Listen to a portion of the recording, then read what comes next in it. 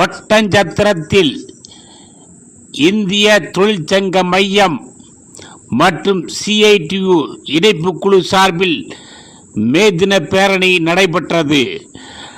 திண்டுக்கல் மாவட்டம் ஒட்டஞ்சத்திரத்தில் திண்டுக்கல் சாலையில் உள்ள அரசு போக்குவரத்து கழகம் பணிமனை முன்பு இருந்து தொடங்கிய இப்பேரணிக்கு CITU ஒருங்கிணைப்பாளர் முருகேசன் தலைமையேற்று பேசினார்.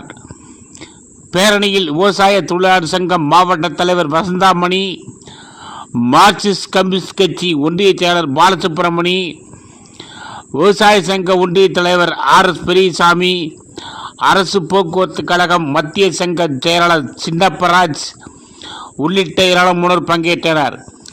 இப்பேரணி திண்டுக்கல் சாலையில் தொடங்கி பஸ் நிலையம், பழனிசாலை வழியாக தாராபுரம் சாலை சென்றது. இந்நிகழ்ச்சியில் ஏராளமான நிர்வாகிகள் பங்கேற்றனர்.